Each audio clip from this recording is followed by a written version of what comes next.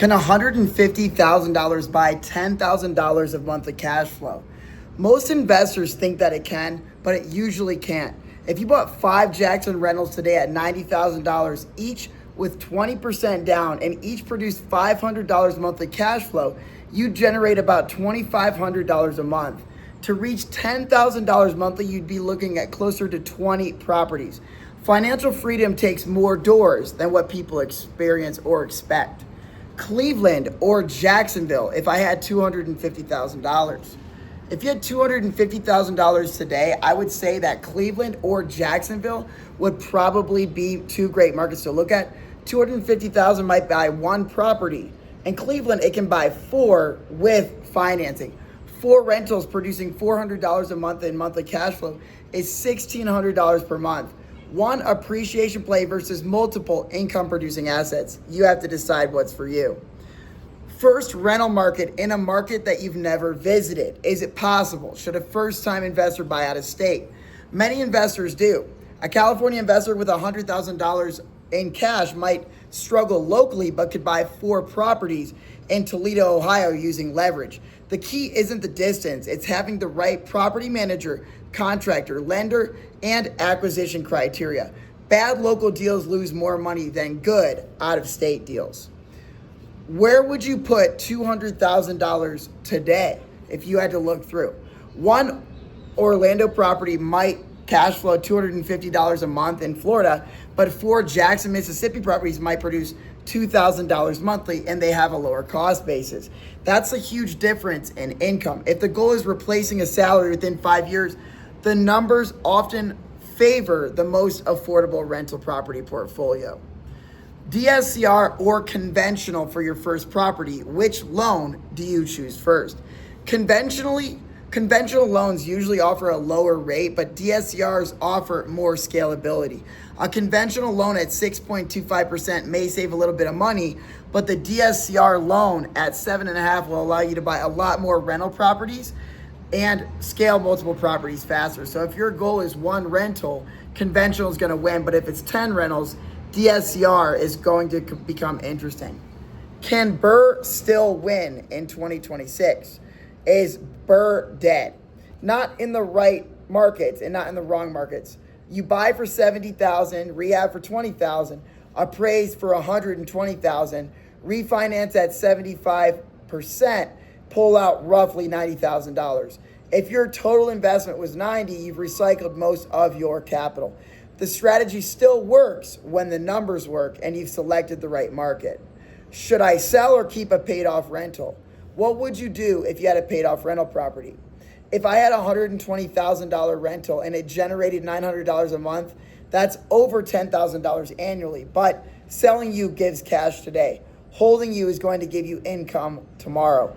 If retirement income is the goal, I'd keep the cash flowing asset. And if you're looking to scale, possibly refinance a amount of debt on it to scale your portfolio. Would you pick $500 of cash flow or 5% appreciation? Which one's going to create more wealth? Appreciation sounds exciting, but cash flow pays the bills. $500 monthly cash flow equals $6,000 annually. Over 10 years, that's $60,000 before increases. Appreciation can be unpredictable, but cash flow arrives every single month. So it would depend on your overall goals that you're looking for. Is a $95,000 rental still a good deal? And what makes a rental worth buying? Purchase price is going to matter, but cash flow matters the most. If you buy at $95,000 and rent it for $1,700 a month, after you account for taxes, insurance, vacancy management, and financing, it's still going to clear $400 a month. That's still a strong candidate. So it just depends on the rent economics in the city where you're selecting. Is $50,000 in cash enough to start investing? And can you build a rental portfolio with $50,000? Absolutely. 25% down on a $100,000 property is $25,000. That means 2 acquisitions are possible before you have reserves. If both properties generate $400 a month in passive income, you have $800 of monthly passive income from a relatively small starting point. What kills rental cash flow the fastest, and what is the biggest risk? Overpaying by far is the number one problem. If you buy a property at $120,000 that's worth only $90,000 and you're behind immediately, you've dug yourself a hole. Add unexpected repairs, vacancy, maintenance, and deal struggles, you're going to have problems with that acquisition. So acquisition mistakes are going to be expensive. Why are cheap rentals beating luxury properties and are expensive rentals overrated? Sometimes a $90,000 rental producing $450 a month in cash flow may outperform a $500,000 rental property producing $600 monthly. One requires less capital, scales faster, and often creates more income relative to the investment. Would you retire at 50 with Jackson Rentals, and how many rentals would you need? If each property generates $500 a monthly cash flow, 20 rentals produces $10,000 a month of monthly income. That's $120,000 annually. And for many investors, that's enough to replace a salary and create financial independence. So I would start at around 5 doors to 10 doors. Indianapolis or St. Louis for cash flow. Which market would you buy in today? I would compare the rent to price ratios, and if Indianapolis rentals are $140,000 and rent for $1,400, well, St. Louis average around $100,000 and rent for $1,400. St. Louis might produce a stronger cash flow with less capital. That's a tough question. You have to look a little bit more into it. Would you do house hack or buy your first rental property? What gives a beginner the best chance? House hacking can reduce housing costs while building equity at the same time. A rental may create immediate cash flow, but if you're under 35 and flexible, house hacking can accelerate your growth if income is the priority. A rental may be more of a better move. How fast can you reach 10 rentals? And is 10 rental properties realistic? For some investors, yes, but 2 properties per year for 5 years, that's 10 properties. Average $400 a month cash flow each, that's 10 rentals producing $4,000 a month. Consistency is going to beat speed. HELOC or cash for rentals. How would you deploy your equity?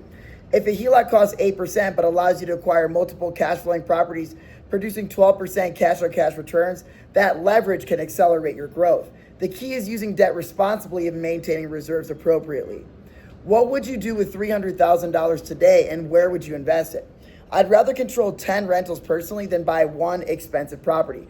10 rentals generating $400 a month in cash flow produces 10 or $4,000 monthly income, and diversification is also going to reduce your risk. Section 8 or traditional tenants, which one produces better returns? It depends on the markets. In some areas, section rents are significantly higher than market rent, which is the markets we tend to focus on. A property renting $1,300 traditionally may qualify for $1,700 through the voucher program. If that's true, it's worth examining. So this is going to be more on the micro level. Is a duplex better than 2 houses? Which would you choose? 2 houses create geographic diversification. First of all, 1 duplex creates operational efficiency. So if both produce the same cash flow, I would usually lean towards whichever offers a better acquisition opportunity in the market that you're working in. Why do investors scale too slowly, and what is holding investors back? Many wait for perfect deals. Buying one good rental property every year for 10 years often beats waiting 5 years for the right opportunity. Can a W-2 employee build wealth with rentals, and is it realistic? Absolutely. A teacher, a nurse, an engineer buying one rental property annually can accumulate 10 properties over a decade. At $400 a month in cash flow each, that's roughly $4,000 monthly income. Would you look at Detroit or Cleveland today? Which market would you choose? I'd focus on neighborhood level economics over the overall ones. Both of these can work. The wrong block in either market can be a disaster, but the right block can create tremendous cash flow for you. Is appreciation overrated, and should investors focus more on cash flow? Appreciation is wonderful when it happens, but cash flow is what keeps investors in the game long enough to benefit from appreciation. What makes a deal fundable? What do lenders want to see? Strong rents, good conditions, stable neighborhoods, and sufficient cash flow. The biggest one is going to be the DSCR, or debt service coverage ratio. If the property can support itself, finance becomes much easier. Should you buy rentals during high rates? Is now a bad time? Investors focus way too much on rates and not enough on the deals. You can always refinance permanent debt, but you can't fix a bad acquisition. A 4-plex or 4 houses, which one is going to scale better? 4 houses offers diversification, and a 4-plex offers efficiency. I typically choose whichever generates more cash flow relative to the capital invested. You have to go back to your goal, which is to generate maximum cash flow. Can $100,000 in cash replace a $100,000 salary? What's possible with it? With financing, not assuming that you're refinancing out, you could comfortably afford 4 to 5 rental properties. Those rental properties are going to generate $2,000 a month in monthly cash flow. It's not going to be a salary replacement, but a meaningful start. Why are some rentals never creating wealth? What's the common mistake that investors focus on? Investors focus on ownership instead of performance. Owning rentals doesn't create wealth. Owning profitable rentals creates wealth and gives you financial freedom that you're looking for. Cash out, refinance, or should I keep the equity in my rental property? What would you do? If equity can be really deployed into additional cash flowing assets at higher returns, I would say that refinancing may accelerate your portfolio growth. Can you retire with 15 rentals? Is 15 enough? At $500 a month of cash flow each, 15 rentals produces $7,500 a month in income. For many households, that's enough to support retirement. Is a 10% cap rate always better? What would you choose? It's not necessarily the cap rate, and a lot of people, they really underwrite not properly. A 10% cap rate in a declining market may be riskier than an 8% cap rate in a stronger area. So the context is going to matter a lot. What's happening in that particular submarket?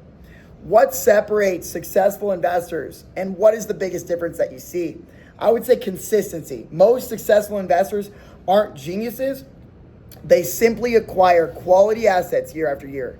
Would you buy one rental or wait for better deals? What's smarter?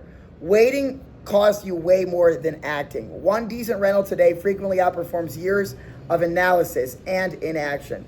How many rental properties would you need to replace a $150,000 salary? How does the math work? Assuming that each monthly cash flow is $500 per property, you're going to need about 25 rentals to generate $12,500 a month of income, or $150,000 annually. What market would you buy in tomorrow? If you had to buy tomorrow, where would you invest? I would look at affordable markets with strong rent to price ratios, landlord-friendly regulations, reliable property management, and multiple acquisition opportunities. The best market isn't the hottest market, it's the one that gets you to the financial goals the fastest.